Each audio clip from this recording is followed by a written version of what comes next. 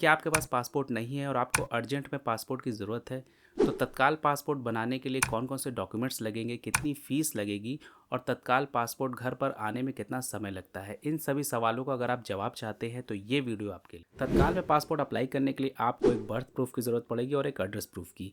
उसके साथ-साथ कुछ एक्स्ट्रा डॉक्यूमेंट्स की भी ज़रूरत पड़ती है पासपोर्ट को अप्लाई करने के लिए। वो कौन-कौन से एक्स्ट्रा डॉक्यूमेंट्स हैं, जानने के लिए चलते हैं अपने कंप्यूटर स्क्रीन पे और ये सारा प्रोसीजर आप अपने मोबाइल फ़ोन से भी कर सकते हैं। उसके लिए आपको पासपोर्ट सेवा की ऑफ़िशियल वेबसाइट पर जाना होगा, जिसके लिए हम टाइप करते हैं पासपोर्ट सेवा। पासपोर्ट सेवा ये पासपोर्ट इंडिया गवर्नमेंट की वेबसाइट है। ये ऑफ़िशियल वेबसाइट का लिंक है, यहाँ पे आपको क्लिक करना होगा। जैसे ही आप क्लिक करेंगे कुछ इस तरह का इंटरफेस दिखाई देगा। यहाँ कुछ तत्काल एडवाइजरी आ रही है तत्काल के केस के लिए, तो आपको यहाँ कट कर लेना है। अभी हम डॉक्यूमेंट के बारे में जानकारी ले रहे हैं कि तत्काल पासपोर्ट अप्लाई करने में कौन कौन से डॉक्यूमेंट लगते हैं। तो आपको यहाँ नीचे दिखेगा डॉक्यूमेंट एडवाइज़र, आपको यहाँ पे क्लिक करना है। जैसे ही आप क्लिक करेंगे कई सारे ऑप्शंस खुल के आ जाएंगे। तो यहाँ पे आपको सबसे पहला ही ऑप्शन सेलेक्ट करना है document required for fresh passport. जैसे आप इसमें क्लिक करेंगे list of document required for fresh passport issuance का ऑप्शंस खुल के आ जाएगा।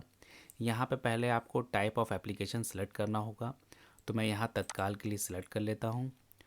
उसके बाद एप्लीकेंट कैटेगरी कौन सी होगी, माइनर के लिए अप्लाई कर रहे हैं या अडल्ट के लिए या सीनियर सिटीज़न के लिए। तो मैं यहाँ अभी अडल्ट के बारे में बात कर रहा हूँ, तो मैं अडल्ट सेलेक्ट कर लेता हूँ। उसके बाद is applicant eligible for non ECR category, ये बेसिकली वो होता है जो व्यक्ति 10 या उससे अधिक का पढ़ा लिखा होता है, वो व्यक्ति नॉन ईसीआर कैटेगरी पासपोर्ट के लिए एलिजिबल होता है। पढ़े लिखे व्यक्ति ही नॉन ईसीआर कैटेगरी में आते हैं। तो इसको अगर आप यस करेंगे तो देख लेते हैं कौन कौन से डॉक्यूमेंट्स आते हैं नॉन ईसीआर कैटेगरी के लिए तत्काल पासपोर्ट अप्लाई करने के लिए। जैसे ही आप कंटिन्यू पे क्लिक करेंगे उसके बाद आपको यहाँ पे एक छोटा सा फॉर्म फिल करने के लिए आएगा। आप अपने अकॉर्डिंग इस फॉर्म को देख लेंगे। तो मेरे केस में ये सभी में नन ऑफ एबव रहेगा। बेसिकली ये नॉर्मली सब के लिए नन ऑफ एबव रहता है, लेकिन कुछ केसेस में आप इसमें सेलेक्ट कर सकते हैं अपने तरीके से। तो अभी के लिए मैं यहाँ नन ऑफ एबव करके व्यू रिक्वायर्ड डॉक्यूमेंट्स पे जैसे ही क्लिक करूँगा तो मेरे पास डॉक्यूमेंट्स की लिस्ट खुल गई है। तो यहाँ पे देखिए proof of present address mandatory है देना, proof of date of birth mandatory है देना, और यहाँ 3 out of 13 documents from mandatory, और नीचे दिया गया है documentary proof of any one of the non ECR category. तो एक एक करके पहले समझ लेते हैं। तो यहाँ पे प्रूफ ऑफ प्रेजेंट एड्रेस देना होगा, तो यहाँ लिस्ट कौन कौन से डॉक्यूमेंट्स के लिए है। जैसे आप इसको क्लिक करेंगे एक अलग से पॉपअप ओपन होकर आएगा। यहाँ पर आप प्रूफ ऑफ एड्रेस में इन सभी में से कोई एक डॉक्यूमेंट दे सकते हैं, जैसे water bill, telephone bill, electricity bill, income tax assessment order, election commission photo ID जिसको वोटर कार्ड बोलते हैं। इस तरह से सभी डॉक्यूमेंट्स हैं जो प्रूफ ऑफ एड्रेस में यूज़ किए जाते हैं। यहाँ देखिए आधार कार्ड भी दे रहा है।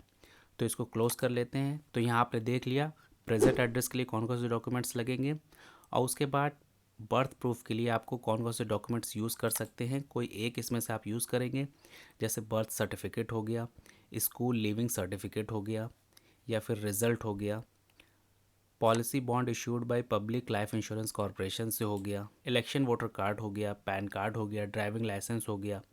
इस तरह के डॉक्यूमेंट्स को आप as a birth proof use कर सकते हैं। तो मैं इसको क्लोज़ करता हूँ। दो चीज़ आप समझ गए हैं। तीसरा आपको एक डॉक्यूमेंट और लगाना होगा। इन 13 डॉक्यूमेंट्स में कोई 3 डॉक्यूमेंट्स आपको लगाने होंगे। तो इसको जैसे ही आप क्लिक करेंगे 1 से लेकर 13 डॉक्यूमेंट इसमें दिखाए गए हैं। इसमें से आपको 3 डॉक्यूमेंट इस्तेमाल करने हैं जब आप तत्काल के लिए पासपोर्ट अप्लाई कर रहे हैं।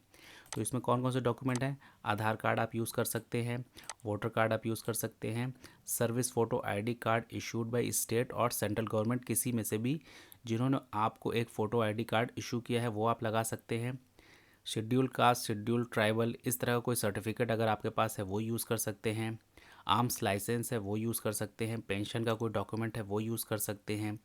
लास्ट पासपोर्ट इशूड, ये अगर आपने कभी लास्ट पहले पासपोर्ट अप्लाई किया था तो वो भी आप यहाँ लगा सकते हैं। ये सिर्फ री इशू के लिए इस्तेमाल किया जा सकता है। आप पैन कार्ड का यूज़ कर सकते हैं, पासबुक का यूज़ कर सकते हैं, किसी भी तरह की student photo ID educational institution से जो इशू करी गई है वो भी आप यहाँ यूज़ कर सकते हैं। ड्राइविंग लाइसेंस यूज़ कर सकते हैं, बर्थ सर्टिफिकेट यूज़ कर सकते हैं, या राशन कार्ड यूज़ कर सकते हैं। तो इन 13 डॉक्यूमेंट्स में आपको कम से कम 3 डॉक्यूमेंट लेके जाने पड़ेंगे अपने पासपोर्ट को जब आप तत्काल में अप्लाई कर रहे हैं। तो मैं यहाँ क्लोज कर लेता हूँ। अब आप यहाँ पे 3 चीज़ समझ गए हैं, एक तो प्रेजेंट एड्रेस, एक डेट ऑफ बर्थ, और इन डॉक्यूमेंट्स में से 3 डॉक्यूमेंट्स आपको ले जाने होंगे। ये 13 डॉक्यूमेंट्स की लिस्ट में से आपको 3 डॉक्यूमेंट रखने होंगे। अब बात कर लेते हैं, अगर आप नॉन ईसीआर कैटेगरी में पढ़े लिखे हैं तो कौन कौन से डॉक्यूमेंट यूज़ कर सकते हैं। तो जैसे ही आप यहाँ क्लिक करेंगे तो यहाँ देखिए सारे डॉक्यूमेंट्स दिए गए हैं, यानी कि all persons having educational qualification of matriculation and above. जो भी कम से कम हाई स्कूल या उससे ऊपर का पढ़ा लिखा है वो नॉन ईसीआर के लिए एलिजिबल होगा। उसके लिए वो यहाँ पे मैट्रिकुलेशन और हायर एजुकेशनल पास सर्टिफिकेट लगाएगा। तो यहाँ पे ये यूज़ किया जा सकता है। अगर सभी पर्सन जो 50 साल के ऊपर के हैं उनके लिए क्या है, वो सभी नॉन ईसीआर कैटेगरी के लिए एलिजिबल हैं, तो उनको यहाँ पे बर्थ सर्टिफिकेट लगाना होगा या फिर स्कूल लिविंग सर्टिफिकेट या स्कूल का रिज़ल्ट वगैरह यहाँ यूज़ कर सकते हैं। फिर यहाँ कट करते हैं। तो आपने यहाँ पे देखा कि तत्काल पासपोर्ट के लिए आपको कौन कौन से डॉक्यूमेंट्स की ज़रूरत पड़ेगी। आप यहाँ से अपने अकॉर्डिंग फॉर्म को फिल करके देख सकते हैं। इसी तरह मैं एक फ्रेश एडवाइज़र पे क्लिक करूँगा, फिर मैं यहाँ पे तत्काल लगाता हूँ और आप अपने तरीके से माइनर, एडल्ट या सीनियर सिटीज़न सेलेक्ट करके तत्काल के लिए कौन कौन से डॉक्यूमेंट्स की ज़रूरत पड़ेगी वो लिस्ट आप यहाँ से निकाल सकते हैं। अभी तक आपने देखा कि कौन कौन से डॉक्यूमेंट्स लगते हैं। अब बात कर लेते हैं कि फ़ीस कितनी देनी होगी तत्काल में पासपोर्ट अप्लाई करने के लिए। तो जब आप फॉर्म को अप्लाई करते हैं तो ऑनलाइन आपको 1500 रुपये पेमेंट करने होंगे। उसके बाद जब आप ऑफिस जाएंगे वहाँ पे सारा प्रोसीजर कंप्लीट हो जाएगा और आप एलिजिबल रहेंगे तत्काल पासपोर्ट के लिए। तो वहाँ पे आपको 2000 रुपये एक्स्ट्रा जमा करने होंगे। तो यानी 1500 रुपये प्लस 2000, टोटल 3500 रुपये का खर्च है तत्काल में पासपोर्ट के लिए। अब बात कर लेते हैं तत्काल पासपोर्ट कंप्लीट बनकर घर पर आने में कितना समय लगेगा। जब आप अप्लाई करते हैं और ऑफिस जाते हैं वहाँ पे सारा प्रोसीजर आपका कंप्लीट हो जाता है तो आपका पासपोर्ट प्रिंटिंग में चला जाता है और आपका पासपोर्ट 2 से 5 दिनों के अंदर आपके पोस्टल एड्रेस पे पहुंचा दिया जाता है और पुलिस वेरिफिकेशन आपका पासपोर्ट घर पर आने के बाद स्टार्ट होती है। तो यहाँ पर 2 से 5 दिनों का समय लगता है पासपोर्ट बनकर तैयार होने में तत्काल के केस में। पासपोर्ट कैसे अप्लाई किया जाएगा वो वीडियो देखना चाहते हैं तो आप यहाँ पर क्लिक करिए।